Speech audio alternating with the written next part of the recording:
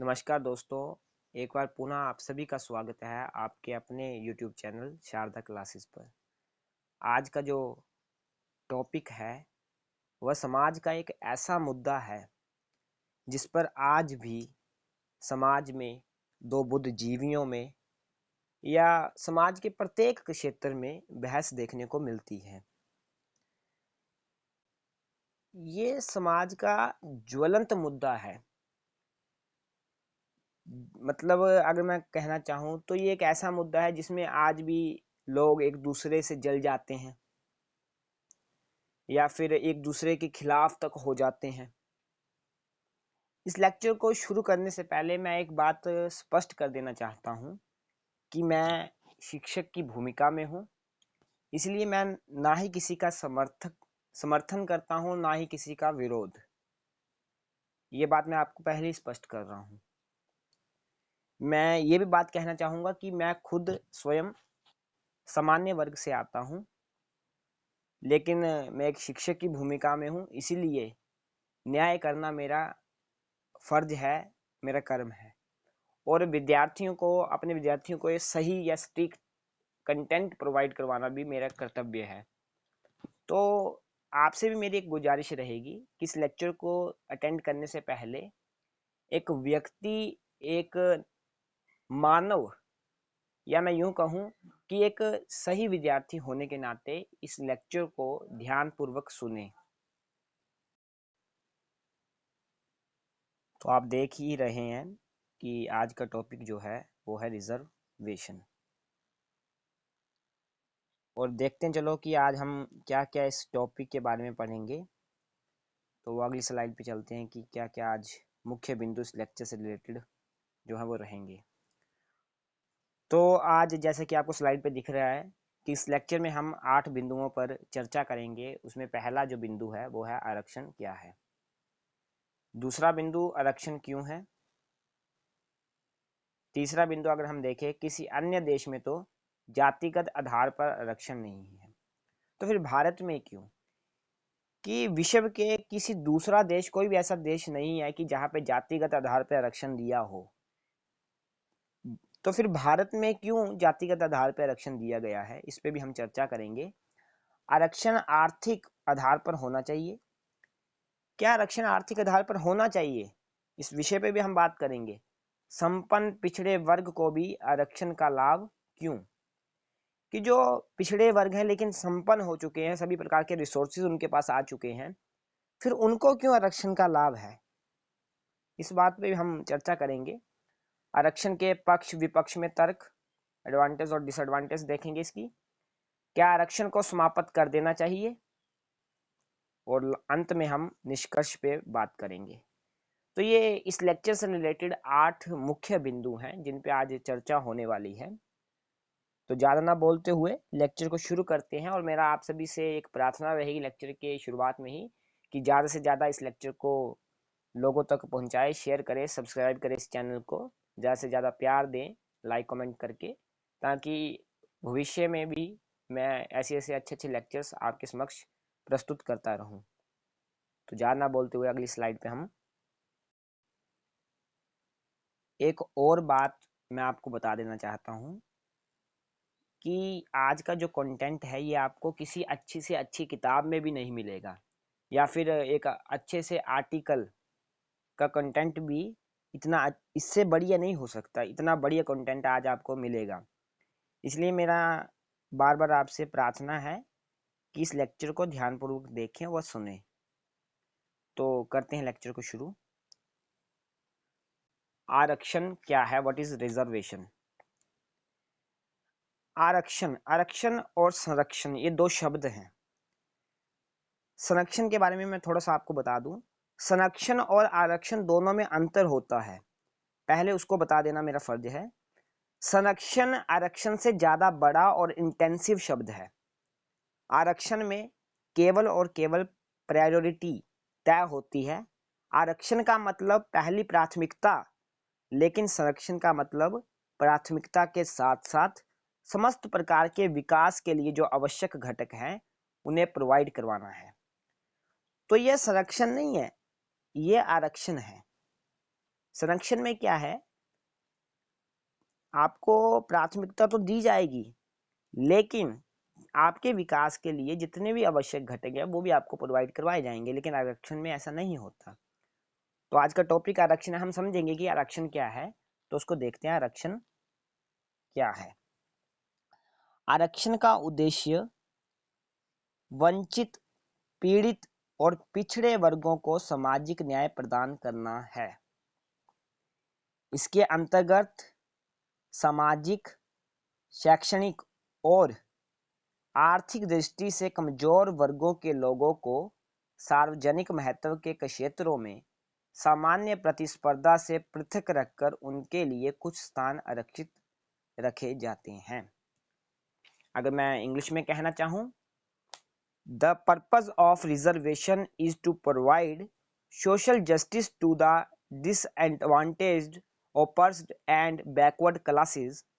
Under this, some places are reserved for socially, educationally and economically weaker sections, keeping them separate from the general competition in areas of public importance.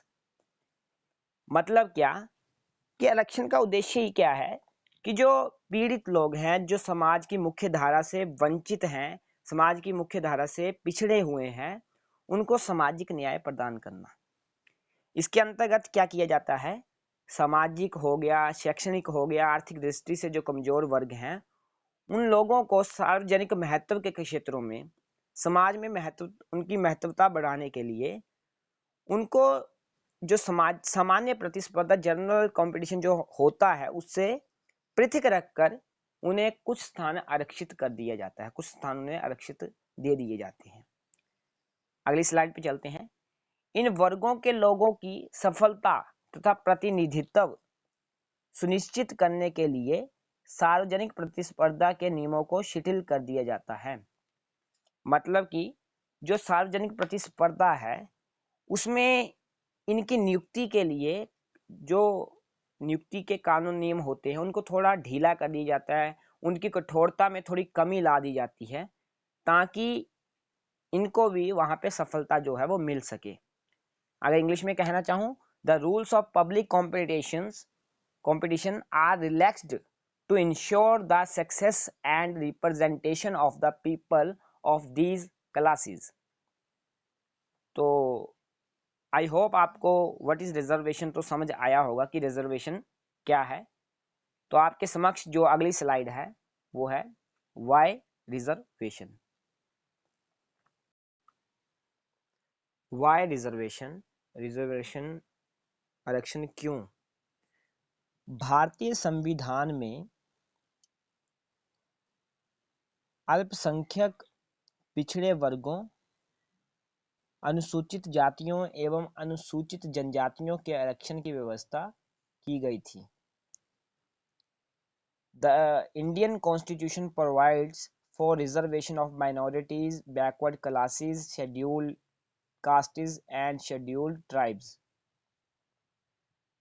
अगर मैं कहना चाहूँ कि जो भारतीय संविधान है उसमें जो माइनॉरिटीज थे, पिछड़े वर्ग थे या अनुसूचित जातियां थी, उन सभी को लिए आरक्षण की जो है व्यवस्था की गई। एक पूना पैक्ट अगर आपने सुना हो, पूना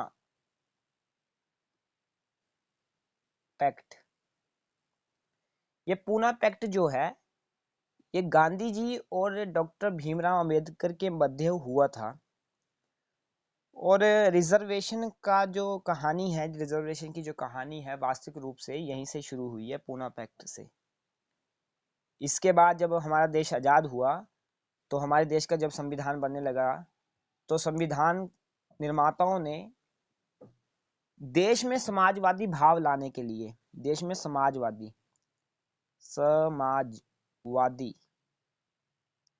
थोड़ा पेन नहीं चल रहा है इसलिए दिक्कत आ रही है।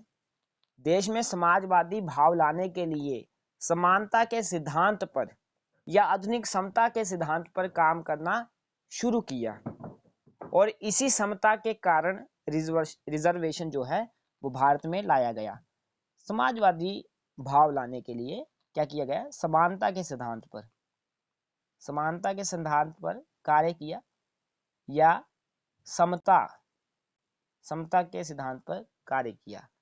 कभी टाइम मिला तो हम समानता और समता के बीच का अंतर भी समझेंगे। What is the difference between equality and equity, समानता और समता में क्या फर्क है। तो चलते हैं अगली स्लाइड पे।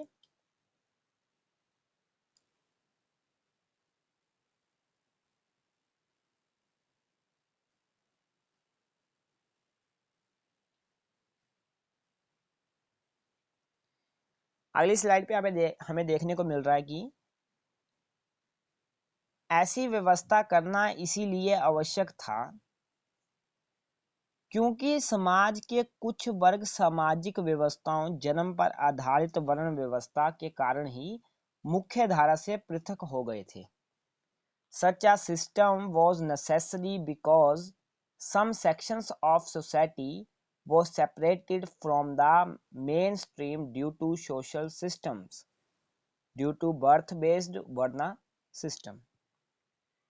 क्या कहा गया कि ये रिजर्वेशन क्यों लाना पड़ा, ये इसीलिए लाना पड़ा, ये व्यवस्था इसलिए लानी पड़ी कि समाज के कुछ वर्ग सामाजिक व्यवस्थाओं, जैसे कि जो आपका वर्ण सिस्टम है, वर्ण व्यवस्था है, उसके कारण क्योंकि जन्म के आधार पर ही वर्ण हमें निर्धारित करते थे, आगे बात करेंगे इस पे। तो जन्म के कारण ही कुछ लोग जो है मुख्य धारा से पृथक कर दिए जाते थे, इसलिए हमें जो है रिजर्वेशन, जो एक शब्द है, हमारे संविधान में हमें लाना पड़ा। तो थोड़ी बात कर लेते इस विषय पे। जन्म के आधार पर हमने कुछ लोगों को बिना किसी दोष के अलग कर दिया। अब आप सोचिए कि क्या केवल जन्म के कारण किसी व्यक्ति को सम्मान दिया जाए, या केवल जन्म के कारण उसका अपमान किया जाए? क्या किसी सभ्य समाज में आप लोग इस स्वीकार कर पाएंगे, इस बात को स्वीकार कर पाएंगे कि क्या कि जन्म के आधार पर किसी लोगों को, मतलब कुछ व्यक्तियों को सम्मान दिया जा रहा है और जन्म के आधार पर कुछ व्यक्तियों को अपमानित किया जा रहा है? क्या एक सभ्य समाज में इस बात को आप स्वीकार कर पाओगे? मुझे एक बात बताइए, आप अपने भारत को छोड़ दीजिए, भारत को छोड़ दीजिए, क्योंकि जब आप भारत में आते हैं तो आपके अंदर भावनाएं जो हैं वो जन्म लेती हैं, और भावनाएं जो हैं वो तार्किकताओं का निर्धारण नहीं कर सकती। इसलिए कुछ समय के लिए आप इस बात को समझने की कोशिश करें, भारत को छोड़ दीजिए। आप कल्पना करें, इमेजिन करें कि आपके सामने एक अफ्रीकन व्यक्ति या एक अफ्रीकन देश जो है वो रखता हूं मैं, और आपको केवल ये पता चले कि जन्म के कारण उस देश के अंदर ये उस व्यक्ति, एक कोई व्यक्ति है, उस व्यक्ति को निकारा जा रहा है सिर्फ और सिर्फ जन्म के कारण, उसे मुख्य धारा से हटा रहे हैं। आपके मन में उस समय तिरस्कार पैदा होगा उस व्यक्ति के प्रति जो ऐसा काम करने को प्रेरित कर रहा है, क्योंकि ये मानवीय स्वभाव है। अब आपका तर्क काम कर रहा है, अब आपकी भावना नहीं, अब आपका तर्क काम कर रहा है। अब आपके अंदर तिरस्कार पैदा होगा, लेकिन कई बार भावनाएं इतनी ज्यादा हावी हो जाती हैं कि तर्क दब जाते हैं। जन्म के आधार पर ना कोई सम्मान प्राप्त करने के योग्य है और ना ही जन्म के आधार पर अपमान प्राप्त करने के योग्य है, क्योंकि यदि जन्म तय करेगा कि किसे सम्मान मिलना है और किसे अपमान मिलना है, तो इसका मतलब है कि यह तो पहले से ही तय हो गया है कि उसका कार्य, उसका कर्म, उसके द्वारा दिया गया योगदान किसी भी महत्व का नहीं है। इसलिए जन्म कभी भी आधार नहीं बन सकता था। इसकी व्यवस्था इसलिए लानी पड़ी, रिजर्वेशन की व्यवस्था इसलिए लानी पड़ी क्योंकि समाज के कुछ ऐसे वर्ग मुख्य धारा से पृथक हो रहे थे, वो भी केवल और केवल जन्म के आधार पर। तो हम अगली स्लाइड पे हैं, आगे चलते हैं और आगे लेक्चर को बढ़ाते हैं। आई होप आपको अभी तक समझ जो है आ रहा होगा।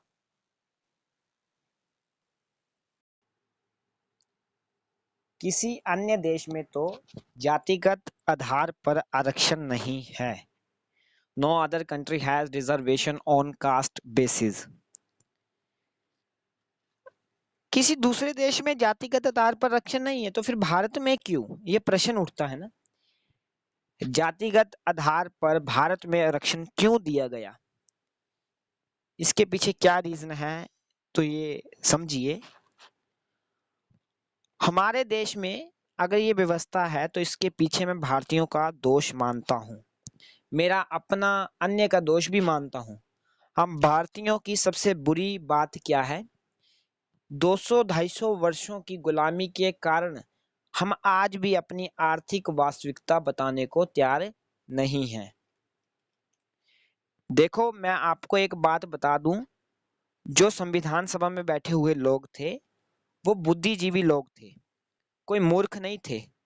वो किसी भी वर्ग से क्यों ना हो, उन्होंने हमसे ज्यादा दुनिया और हमसे ज्यादा संघर्ष देखा है, इसलिए वो ज्यादा समझदार थे, इसमें कोई डाउट भी नहीं है। हमारे भारतीय लोग क्या करते हैं, वो सिर्फ दो ही जगहों पर अपनी वास्तविकता बताते हैं कि वे कितने संपन्न हैं। एक तो अपने बेटे की शादी हो तब बताएंगे कि वो कितने संपन्न हैं, धूमधाम से शादी करेंगे, या फिर जब वो मकान बना रहे होंगे तब दिखाएंगे कि वो कितने संपन्न हैं। एक अच्छा सा मकान खड़ा कर देंगे गांव में कि भाई मेरे से बढ़िया मकान तो किसी का है ही नहीं। तो ये है वास्तविकता। कोई सरकारी व्यक्ति जब घर पे आ जाए ना और पूछ ले बताइए कि आपके घर में क्या क्या है, डाटा जनसंख्या डाटा में लिखना है, और पूछ ले जब कि क्या आपके घर में फोर व्हीलर है, तो बोलेंगे हाँ टू व्हीलर है, साइकिल चलाता है मेरा बेटा। और जब पूछ ले कि टीवी है, तो बोलेंगे नहीं, हम तो आज भी रेडियो सुनते हैं, जबकि घर में कर्व टीवी पड़ा होगा, सोनी सेक्ट्रा का वो भी।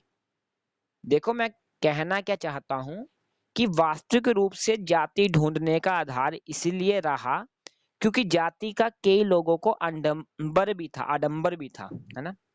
आप लोगों ने देखा भी होगा, मेरी बात पर जरा ध्यान देना, कुछ लोग अपनी गाड़ी के पीछे लिखते हैं कि राजपूत, है ना।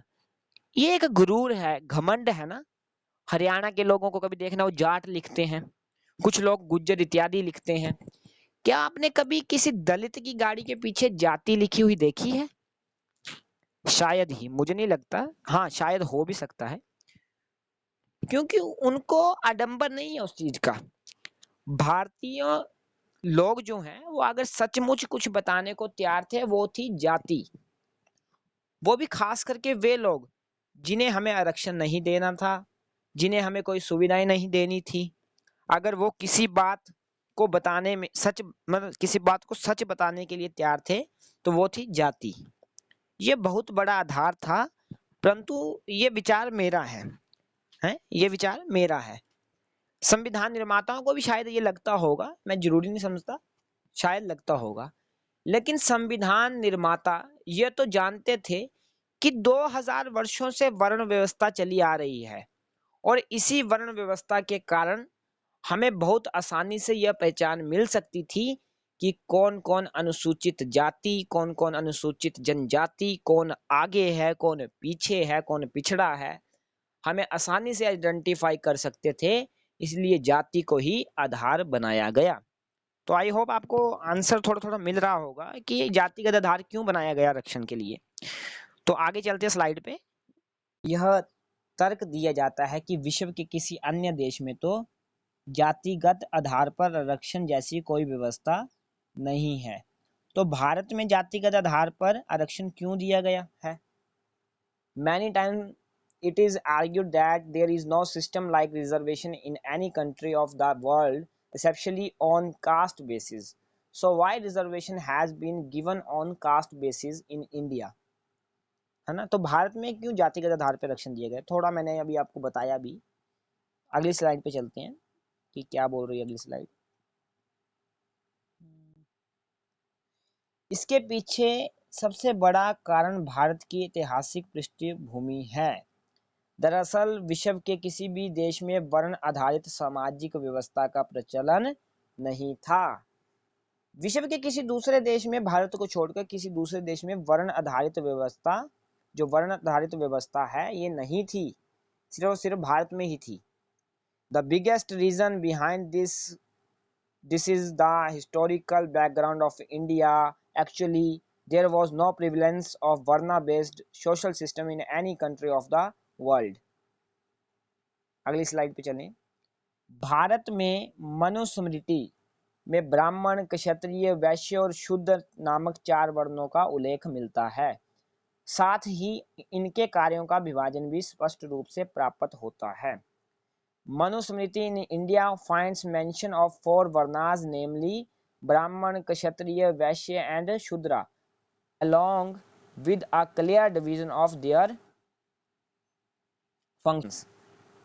तो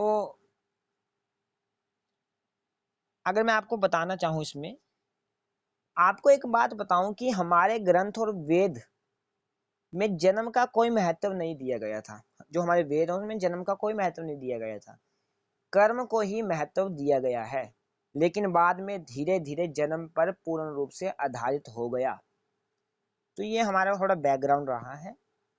और अगली स्लाइड पे अगर हम चलें तो वस्तुतः भारत में सामाजिक व्यवस्था ने धार्मिक आधार प्राप्त कर लिया और प्राचीन काल से लेकर वर्तमान तक कमोवेश यह व्यवस्था चली आ रही है। यही कारण है कि भारत में आरक्षण जैसी संकल्पना को अपनाया गया है। In fact, in India, this social system has gained religious ground, and this system has been going on since ancient times to the present. This is why the concept of reservation has been adopted in India. तो I hope आपको ये कुछ प्रश्नों के उत्तर जो है वो मिले होंगे कि आरक्षण क्या है, आरक्षण क्यों है और भारत में जातिगत आधार पर आरक्षण क्यों दिया गया है। अगली चर्चा हम अगली स्लाइड पे करते हैं। आरक्षण आर्थिक आधार पर होना चाहिए। Should reservation be on economic basis. हाल ही में हमारा 103वां संविधान संशोधन आ गया है, पर क्या आपको लगता है कि सच में आरक्षण का लाभ उस व्यक्ति को मिल पाएगा और क्या इसके लिए आप सिस्टम को जिम्मेदार मानेंगे? मेरे विचार में इसमें सिस्टम की जिम्मेदारी नहीं है। सिस्टम ने कानून बना दिया, सिस्टम ने उसे इम्प्लांट कर दिया, लेकिन अगर सिस्टम में रहने वाले सभी लोग झूठे निकल गए तो इसमें हम किसको दोषी मानेंगे? परिवार में हर बार मुखिया ही जिम्मेवार नहीं माना जाता, यह माना जा सकता है। परिवार के सदस्यों की भी कोई जिम्मेदारी बनती है। क्या हमारे देश के ये लोग आगे आ सकते हैं कि जो ये स्वीकार करें कि अब हमें कोई आवश्यकता नहीं है? यदि वो स्वीकार कर लेते हैं इन चीज़ों को तो मुझे लगता है कि समस्याएं अपने आप ही दूर हो जाएंगी। अगर हम स्लाइड पे देखें तो लिखा हुआ है, किंतु 103वें संविधान संशोधन अधिनियम द्वारा आर्थिक रूप से पिछड़े वर्गों के लिए 10% आरक्षण की व्यवस्था कर दी गई है, जिस पर सुप्रीम कोर्ट ने भी मोहर लगा दी। क्या मतलब कि जो 103वां संविधान संशोधन हुआ है उस संविधान संशोधन के तहत जो आर्थिक रूप से पिछड़े व्यक्ति हैं, पिछड़े वर्ग हैं, उनको 10% आरक्षण दिया जाएगा। क्या भारत के पास सही वास्तविक इकोनॉमिक डाटा है जो ये तय कर पाए कि यह रिजर्वेशन के लिए मतलब इसको रिजर्वेशन मिलना चाहिए, इसको रिजर्वेशन नहीं मिलना चाहिए? क्या लगता है हमें ये एक प्रश्न उठना चाहिए यहाँ पे, क्योंकि फिर से समता और समानता की धारणा को मध्य नजर रखते हुए वो किसी भी जाति से का हो, किसी भी जाति से क्यों ना हो, हमें यह भी देखना पड़ेगा कि वह समानता का भाव अभी भी प्राप्त नहीं कर पाया है तो उसको रिजर्वेशन मिलना चाहिए। ये प्रश्न रिजर्वेशन मिले या नहीं का नहीं है, यहाँ प्रश्न यह है सही व्यक्ति तक सुविधाएं मिलनी चाहिए। सही व्यक्ति जिसको मतलब जरूरतमंद व्यक्ति है उसको सुविधाएं मिलनी चाहिए। इस बात को जरा सा ध्यान में रखना। हमारे संविधान निर्माता जो हैं उनका जो मतलब उन्होंने जब रिजर्वेशन लिया तो रिजर्वेशन का उद्देश्य ये नहीं था उनका कि किसी समुदाय का विकास किया जाए। मैं लिख रहा हूँ कि रिजर्वेशन या संविधानकर्ताओं जो भी निर्माता थे उनका उद्देश्य किसी समुदाय का विकास करना नहीं था। उनका जो मतलब उद्देश्य था वो था व्यक्ति का विकास। व्यक्ति का विकास, रिजर्वेशन का भी उद्देश्य यही है और संविधान निर्माताओं का उद्देश्य भी यही है कि हमने व्यक्ति का विकास करना है, हमने समुदाय का विकास नहीं करना। ये हमारे मन में, हमारे लोगों के मन में ये गलत धारणा है कि संविधान निर्माताओं का उद्देश्य था कि किसी स्पेसिफिक समुदाय का विकास करना, लेकिन नहीं, उनका उद्देश्य एक व्यक्ति का विकास करना है। और हमने जो जो पहलू उठाए हैं व्यक्ति के विकास को लिए, मतलब उसको देखने के लिए, जैसे जाति के आधार पर, आर्थिक रूप के आधार पर, तो ये सब प्रकार के पहलू व्यक्ति के विकास के लिए लिए गए हैं।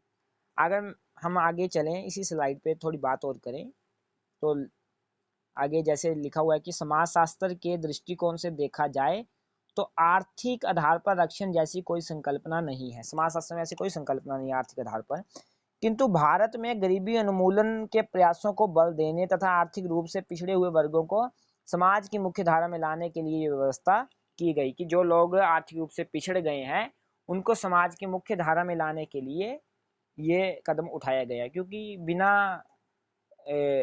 आर्थिक स्थिति, अगर आर्थिक स्थिति आपकी अच्छी नहीं है तो आप अपना विकास नहीं कर सकते। ये एक प्रश्न है।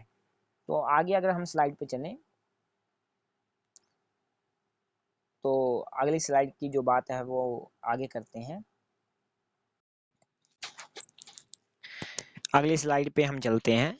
संपन्न पिछड़े वर्ग को भी आरक्षण का लाभ क्यों? Why the affluent backward classes also have the benefit of reservation? यह भी तर्क दिया जाता है कि जिन पिछड़े वर्गों को विशेषकर एससी और एसटी के व्यक्तियों ने आरक्षण के दायरे से बाहर कर देना चाहिए। हालांकि अन्य पिछड़े वर्ग के प्रति क्रीमी लेयर के रूप में संकल्पना अपनाई गई है। मतलब क्या कि ऐसे व्यक्ति जो पिछड़े वर्ग में थे जिन्हें आरक्षण का लाभ मिला, लेकिन अब वो संपन्न हो चुके हैं आर्थिक रूप से, तो उन्हें आरक्षण के दायरे से बाहर कर देना चाहिए। अर्थात समझ रहे हो ना इसका मतलब कि एससी और एसटी जो मतलब व्यक्ति संपन्न हो चुके हैं आर्थिक रूप से, उन्हें अब आरक्षण के दायरे से बाहर कर दें। इस प्रकार की संकल्पना जो है वो ओबीसी में अपनाई भी गई है, अदर बैकवर्ड क्लासेस में, अन्य पिछड़े वर्ग में। क्रीमी लेयर जो है ये आपको दिख रही है, क्रीमी लेयर, क्रीमी लेयर, ये क्रीमी लेयर की व्यवस्था ओबीसी में अपनाई भी गई है, लेकिन एससी और एसटी में अभी तक ये क्रीमी लेयर की व्यवस्था नहीं है। हाँ, मैं कहूँगा कि ये क्रीमी लेयर की व्यवस्था होनी भी चाहिए एससी एसटी के अंदर, लेकिन अभी इस बात को मैं इतना मतलब सही तरीके से नहीं बोल पाऊंगा क्योंकि आगे भी मैंने आगे का पढ़ाया नहीं है। आगे का थोड़ा पढ़ेंगे उसके बाद आपको इस बारे में बताएंगे। चलते अगली स्लाइड पे। किंतु यह तर्क उचित नहीं है, क्योंकि कोई व्यक्ति आर्थिक रूप से संपन्न हो गया है तो उसका यह तात्पर्य नहीं है कि सामाजिक एवं जातिगत आधार पर उसके साथ भेदभाव नहीं होगा। आर्थिक संपन्नता सामाजिक सम्मतता का पैमाना नहीं है कि अगर कोई व्यक्ति आर्थिक रूप से संपन्न हो गया है तो उसे समाज में उतना ही मान सम्मान मिलेगा। ये हम नहीं कह सकते कि ये बिल्कुल सही बात है, या मतलब ये पैमाना माना जाएगा कि वो आर्थिक रूप से अगर संपन्न है तो उसे सामाजिक समता मिलेगी ही। ठीक है जी। इसका जो मतलब अगर मैं उदाहरण दो, ऐसे उदाहरण मैं आपको आज दूंगा कि जिससे आपकी थोड़ी सी सोच में जो है बदलाव हो जाएगा। इसका सबसे बड़ा उदाहरण ये देखिए, इसका सबसे बड़ा उदाहरण राष्ट्रपति रामनाथ कोविंद के साथ 18 मार्च 2018 को उड़ीसा के पुरी मंदिर में हुआ भेदभाव है। राष्ट्रपति के मंदिर में प्रवेश को लेकर मंदिर के पुजारियों ने कड़ी आपत्ति जताई थी क्योंकि राष्ट्रपति दलित वर्ग से आते हैं। सोचिए, इस बात को सोचिए। भारत का राष्ट्रपति, देश का प्रथम व्यक्ति, अगर ऐसे व्यक्ति को आज भी एक पुजारी रोकने की ताकत रखता है तो वो खुद को किस तरीके का मानव मान रहा होगा। कर्म का कोई महत्व ही नहीं है, वो केवल जन्म के आधार पर अपनी प्रतिष्ठा को बचाने के लिए जी जान से लगा हुआ है। इसका दूसरा उदाहरण देखिए जरा सा। इससे पूर्व 25 जून 2011 को राष्ट्रीय अनुसूचित जाति एवं जनजाति आयोग के अध्यक्ष पीएल पुनिया को उड़ीसा के रानापुरा के एक प्रतिष्ठित मंदिर में प्रवेश करने से रोक दिया गया था, किंतु जब प्रशासन की मदद से पीएल पुनिया मंदिर में प्रवेश कर पूजा की तो उनके जाने के बाद मंदिर को गंगा जल से धोकर शुद्ध किया। मंदिर के पुजारियों ने स्पष्ट किया कि पीएल पुनिया समाज के एक वर्ग विशेष से आते हैं जिनका मंदिर में प्रवेश वर्जित है और उनके प्रवेश से मंदिर अपवित्र हो गया है। सोचिए, ये कौन कम बुद्धि वाले लोग तय करेंगे कि मंदिर की पवित्रता का क्या दायरा होगा? ये ऊपर वाले की इतनी कमजोरी है कि वह तय भी नहीं कर सकता कि कौन पवित्र और कौन अपवित्र है। क्या ये हमने मानव के हाथ में तय करवा दिया है कि उनके भगवान किस व्यक्ति को पवित्र मानते और किसको अपवित्र? सोचिए जरा, जब तक यह मानसिकता भारत से खत्म नहीं हो सकती तब तक आप रिजर्वेशन का विरोध करने की ताकत नहीं रखते हैं। जरूरत केवल आर्थिक संपन्नता की नहीं, आर्थिक संपन्नता की जरूरत नहीं है, जरूरत है यहाँ पर बहुत ज्यादा मानसिक परिवर्तन की। इसीलिए सबसे ज्यादा जरूरत है शिक्षा की।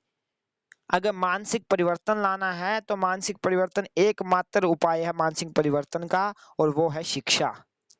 मैं अगर सरकार को दोषी मानता हूं तो सरकार बदमाशी करती है, रिजर्वेशन की मिठाई देकर अपने मूल कर्तव्यों और उत्तरदायित्व से भाग जाती है। मेरे विचार में अगर किसी भी समाज के पिछड़े वर्ग को आगे लाना है तो यह रिजर्वेशन की मिठाई बंद करनी होगी। आप भले ही उसको कंटिन्यू रखें, लेकिन आप अपनी बेसिक एजुकेशन को इतना स्ट्रॉन्ग करें कि इतना मजबूत करें कि बचपन में कक्षा 5वीं का विद्यार्थी मानवीय मूल्यों को सीख सके। हमारे 5वीं की कक्षा के बच्चे को पढ़ाया जाता है ABC आ ई से लेकर इतनी ढेर सारी बातें कि जिस कारण वह मानवीय मूल्य सीख ही नहीं पाता है। हमें उसे कक्षा 5वीं में पढ़ा रहे हैं कार्बन। कार्बन से ज्यादा जरूरी था मानवीय मूल्य बताना उसे। उसका सबसे बड़ा दोष है शिक्षक। ये बच्चे का दोष नहीं है, मानवीय मूल्यों में कि अगर उसके अंदर कमी है तो उसका सबसे बड़ा दोष है शिक्षक। क्योंकि शिक्षक जो शिक्षक है ना, इस बात को अगर मैं क्लियर करूं तो इस प्रकार से कि बच्चे को मतलब शिक्षक ने कभी मानवीय मूल्य सिखाए ही नहीं, क्योंकि शिक्षक को उसके शिक्षक ने मानवीय मूल्य नहीं पढ़ाए, तो उसके पास मानवीय मूल्यों की कमी थी जिस कारण वो अपने विद्यार्थियों को मानवीय मूल्य नहीं बता पाया। यदि यह समस्या दूर करनी है तो इसमें नागरिकों की भागीदारी आनी चाहिए। जो भी SC ST और OBC के लोग हैं उनको स्वीकार करना चाहिए कि अब वो अपने ही समुदाय के बाकी लोगों को आगे लाने के लिए आरक्षण को त्याग देंगे या आरक्षण को त्यागते हैं, जैसे कि सब्सिडी त्यागी गई थी।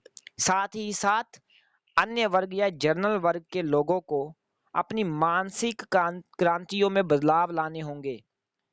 अपनी कमियों को छिपाने के लिए, अपनी कमजोरियों को छिपाने के लिए जन्म का आडंबर ना लें। अधिकतर जगह मैं भी एक सामान्य वर्ग से मतलब आता हूं और अधिकतर जगह मैं देखता भी हूं, मैंने देखा भी है कि जब कहीं व्यक्ति को कोई ऑप्शन नहीं मिलता है तो अपने जन्म के आधार पर अपने आडंबर और अपनी प्रतिष्ठा को स्पष्ट करने की कोशिश करते हैं, क्योंकि अब उनके पास कोई कर्म, कोई इंपॉर्टेंस नहीं बची होती। साथ ही साथ जितनी ज्यादा बेसिक शिक्षा अच्छी होगी, जल्द ही जल्द ये समस्या भी दूर होगी। तो सबसे जरूरी है मानवीय मूल्य सीखना। हाँ, मैं एक बात और यहाँ पे कहना चाहूंगा, आगे की स्लाइड पे जैसे दिख रहा है हमें, जब प्रमुख संवैधानिक पदों पर आसीन व्यक्तियों के साथ जातिगत आधार पर भेदभाव किया जा सकता है तो दलित वर्ग से आने वाले सामान्य व्यक्तियों की समाज में क्या स्थिति होगी इसकी कल्पना की जा सकती है। हाँ, बिल्कुल ठीक है। लेकिन अब आप बोलेंगे कि मास्टर साहब एक ही साइड जा रहे हैं, एक ही साइड, तो मैं इसमें अभी ये बता देता हूँ, कुछ लोग ऐसे भी हैं जो इस बात का गलत फायदा उठा रहे हैं, इस बात का गलत उपयोग कर रहे हैं। SC ST में क्रीमी लेयर नहीं बन सकती, लेकिन मैं बोलना चाहूंगा कि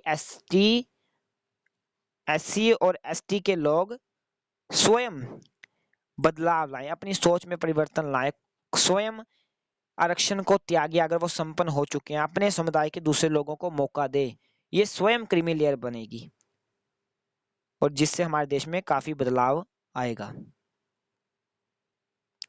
आगे जो है अगली स्लाइड पे हम पढ़ते हैं। आरक्षण के पक्ष में तर्क, argument in favour of reservation. पहला क्या है? न्याय पर आधारित सामाजिक व्यवस्था के विकास के लिए। पक्ष में तर्क है ना, न्याय पर आधारित सामाजिक व्यवस्था के विकास के लिए आरक्षण अति महत्वपूर्ण है। लोकतंत्र में समाज के लिए सभी वर्गों का प्रतिनिधित्व आवश्यक, विकास की प्रक्रिया में सभी वर्गों की बराबर भागीदारी भी आवश्यक है। समाज के कमजोर और पिछड़े वर्गों को समाज की मुख्य धारा में शामिल करने के लिए भी ये अति जरूरी है। अब इसके कुछ विपक्ष में तर्क देख लेते हैं। आर्ग्यूमेंट अगेंस्ट रिजर्वेशन, आरक्षण के विरोध में तर्क। आदर्श सामाजिक न्याय के सिद्धांत के विरुद्ध है, क्योंकि सामाजिक न्याय समता पर आधारित है, समानता पर आधारित है, जबकि आरक्षण असमान आचरण के सिद्धांत पर आधारित है। आरक्षण जातिवाद को प्रोत्साहन देता है, इससे समाज के विभिन्न वर्गों में परस्पर कटुता उत्पन्न होती है। भारत में और आज के समय में भारत में बड़ी ज्यादा समस्या जो है वो देखने को मिल रही है, क्योंकि आरक्षण का ज्यादातर उपयोग जो है वो नौकरी के लिए किया जाता है और ये बड़ी जल्दी आइडेंटिफाई कर दिया जाता है कि ये व्यक्ति आरक्षण से आया है और ये आरक्षण से नहीं आया है। तो इस प्रकार की कटुता आजकल हमें परस्पर देखने को जो है वो मिल रही है। आरक्षण गुणवत्ता के सिद्धांत के विरुद्ध, reservation against the principle of quality. सरकारी सेवाओं में आरक्षण से कर्मचारियों की कुशलता पर दुष्प्रभाव पड़ता है। एक वर्ग विशेष के व्यक्ति का प्रमोशन दूसरे वर्ग के व्यक्ति में निराशा उत्पन्न कर सकता है। ये भी समस्या एक आज के समय में देखने को मिलती है, और अगर इन समस्या को, अगर कोई उपाय है इन समस्या को दूर किया जा सकता है, वो सिर्फ और सिर्फ मानसिक बदलाव, मानसिक परिवर्तन ही है। अगली स्लाइड पे चलते हैं और आगे का टॉपिक हम देखते हैं। क्या आरक्षण को समाप्त कर देना चाहिए? Should reservation be abolished? कई व्यक्तियों का तर्क होता है कि आरक्षण की व्यवस्था संविधान में प्रारंभ में 10 वर्षों के लिए की गई थी, किंतु बाद में इसे अब लगातार बढ़ाया जाता रहा है। आरक्षण की अब कोई आवश्यकता नहीं है, इसे समाप्त कर देना चाहिए। ये कुछ व्यक्तियों की धारणाएं हैं। अगली स्लाइड पे देखें, किंतु ऐसा नहीं है, क्योंकि अभी हमने उदाहरण देखे थे, राष्ट्रपति और अनुसूचित जाति एवं जनजाति आयोग के अध्यक्ष के साथ जातिगत आधार पर हुए भेदभाव का उदाहरण देख चुके हैं। ऐसे असंख्यक उदाहरण मौजूद हैं। दरअसल भारत में जातिगत व्यवस्था का इतिहास लगभग 2000 वर्ष पुराना है। साथ ही जातिगत विभाजन की व्यवस्था को धार्मिक आधार भी प्राप्त है। ऐसे में 2000 वर्ष से चली आ रही विभेदकारी व्यवस्था का मात्र 50 से 70 वर्षों में समाप्त हो जाना असंभव है। ये बात सोचने लायक है कि ऐसी विभेदकारी जो ये व्यवस्था थी 2000 वर्षों से चली आ रही है, और हम सोचे कि इसको 50 से 70 वर्षों के बीच हम समाप्त कर सकें, तो ये असंभव है।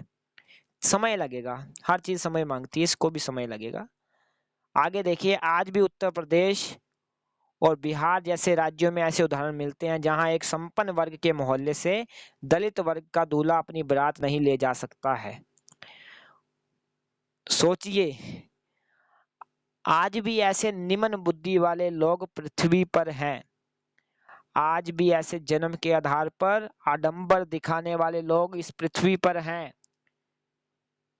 यूपी बिहार में आप देख रहे हो उदाहरण कि जहां एक दलित वर्ग का दूल्हा अपनी बारात एक संपन्न वर्ग के मोहल्ले से नहीं ले जा सकता। मंदिर के पुजारी आज भी एक विशिष्ट वर्ग से आते हैं, है ना। मृत पशुओं के शवों का निस्तारण करना, गंदे पानी की नालियां सफाई करना जैसे कई ऐसे कृत्य हैं जिन्हें आज भी समाज के एक वर्ग विशेष द्वारा ही किया जाना आवश्यक समझा जाता है।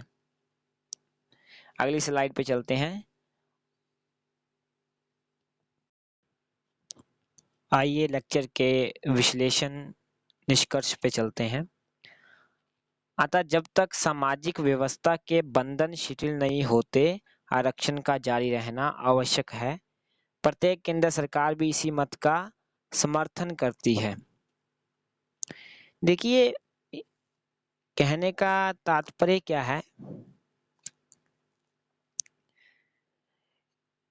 जब तक समाज के लोग ये स्वीकार ना कर ले कि अब हम एक ऐसे भारत में, ऐसी शताब्दी में जी रहे हैं जहां इन चीजों का विभेद करना नामुमकिन है, तब तक आरक्षण का जारी रहना आवश्यक है। प्रत्येक केंद्र सरकार भी इसी मत का समर्थन करती है। भारतीय संविधान की उद्देशिका में भी वर्णित सामाजिक न्याय की शक्ति की गरिमा और प्रतिष्ठा जैसी संकल्पना भी इसी भावना से प्रेरित है। अगली स्लाइड में चलें। आरक्षण को एक बुराई नहीं समझा जाना चाहिए। आरक्षण से समाज के कमजोर एवं पिछड़े वर्ग निश्चित रूप से आगे बढ़े हैं। वस्तुतः आरक्षण को और पारदर्शी तरीके से लागू किया जा सकता है ताकि इसके निर्धारित लक्ष्य प्राप्त किए जा सके। अब मैं आपको एक कहानी सुनाऊंगा, उस कहानी के माध्यम से हम कुछ सीखेंगे। एक पिता के 4 बेटे हैं। 4 बेटों में 3 बेटे पढ़ लिख कर बहुत ही होशियार, एक बेटा डॉक्टर बन गया, एक आईएएस बन गया, एक इंजीनियर बन गया और चौथा बेटा बचपन से पढ़ने लिखने में थोड़ा कमजोर था।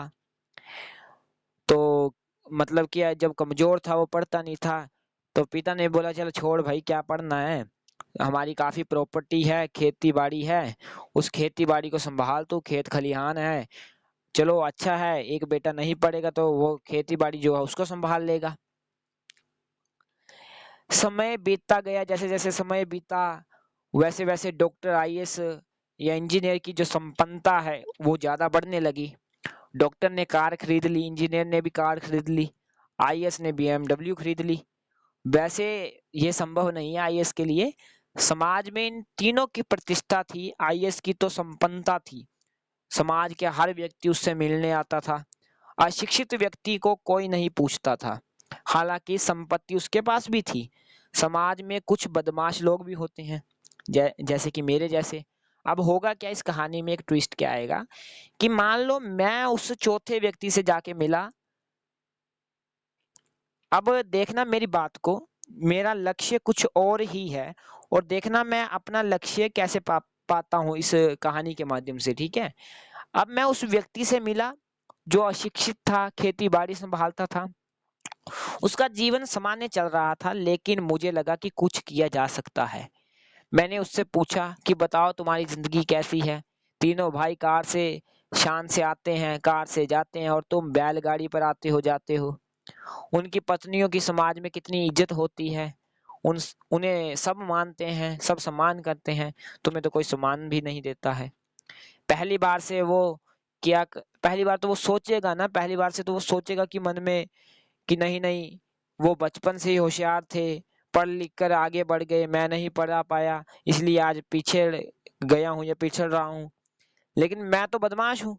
मैंने कहा ऐसा कुछ नहीं है, सब क्या बोलते कि अब देखिए पता क्या है, मतलब कि वो तो उसके पहले जब मैं बातें ये ऐसी करूंगा तो उसके दिल में आएगा साथ साथ में, लेकिन बाहर से बोलेगा नहीं नहीं, मैं पिछड़ गया क्योंकि मैं पढ़ता नहीं था, ऐसा था वैसा था।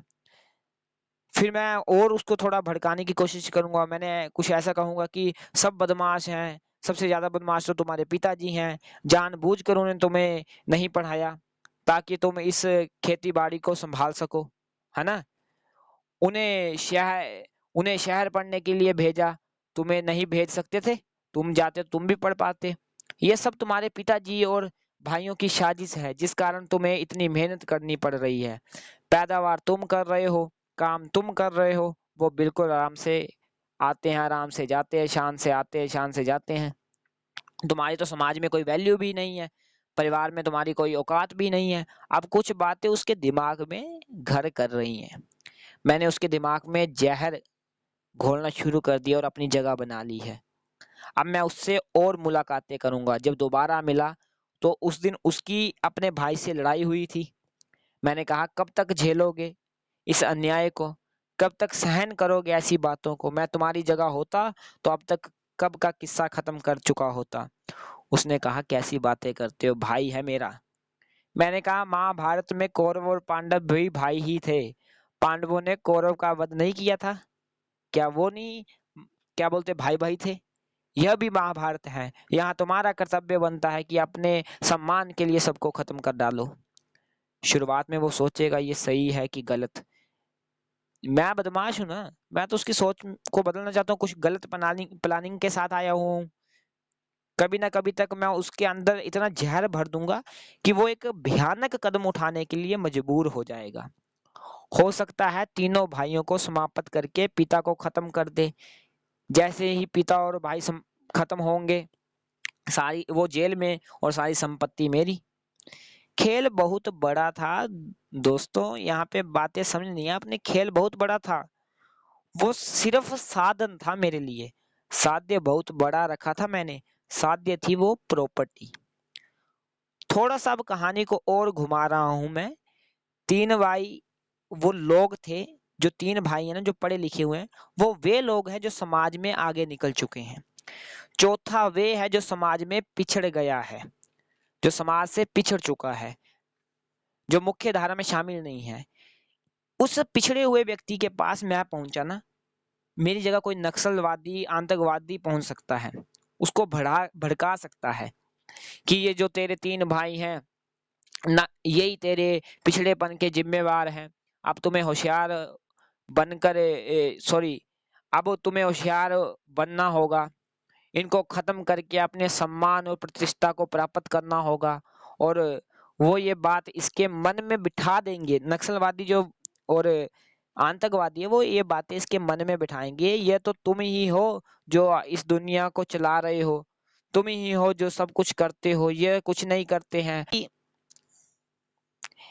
ये जो नक्सलवादी और आतंकवादी लोग हैं, ये इनके पास पहुंचे, मतलब कैसे व्यक्तियों जो समाज से पिछड़ चुके हैं, इन जैसे व्यक्तियों के पास जब तक ये पहुंचे, तब तक हमें इन व्यक्तियों को अपने साथ मिला लेना है। मतलब ये जो निम्न व्यक्ति हैं जो पिछड़ चुके हैं, इनको अपनी मुख्य धारा में शामिल कर लेना है, ताकि ये आतंकवादी नक्सलवादी इन तक ना पहुंच सके। यहाँ दोष पिता का है। दोष पिता का कैसे है? बचपन में ही बच्चे को दो तमाचे लगाता कि देखो बेटा, तुम खेती बाड़ी करो, वो अपनी मर्जी है, लेकिन पढ़ने के मामले में या फिर हर चीज में मैं बराबरी का दर्जा रखूंगा। यहाँ दोष है पिता का कि वह बचपन में बेटे को दबावपूर्ण तरीके से पढ़ाता है ना। यदि वो आज अपनी मर्जी से खेती करता तो अलग बात होती, पर मजबूरियों में कर रहा है इसमें, तो वो क्रांति तो कभी ना कभी करेगा ही। क्रांतियों का जन्म यहीं से होता है विद्यार्थियों। हम नहीं चाहते हमारा देश इस प्रकार के समापन की ओर जाए। हमें अभी से कुछ कदम उठाने होंगे, इनको समझाना होगा कि यह भी हमारे लिए जरूरी है। अभी से इनके सम्मान और इनकी डिग्निटी के लिए हमें काम करना होगा, ताकि ये नक्सलवाद और आतंकवाद की उर्वरक भूमि ना बन पाए। इन्हें रोकना पड़ेगा, और ये हम कर सकते हैं तो केवल और केवल मानसिक परिवर्तन के द्वारा। इसके अलावा अनारक्षित वर्गों को भी चाहिए कि वे आरक्षित वर्ग के प्रति द्वेष भाव को ना अपनाएं, अपने वर्ग के वंचित लोगों के कल्याण एवं उन्हें समाज की मुख्य धारा में लाने के लिए प्रयास करें। तो इसी के साथ दोस्तों हमारा आज का लेक्चर जो है वो समाप्त होता है। आई होप आपको समझ आया होगा, और ज़्यादा से ज़्यादा शेयर, लाइक, सब्सक्राइब करें इस चैनल को, ताकि भविष्य में भी आपको ऐसे से अच्छे अच्छे लेक्चर्स जो हैं वो मैं प्रोवाइड करवाता रहूं। धन्यवाद। इसी के साथ आगे मिलेंगे नेक्स्ट लेक्चर में।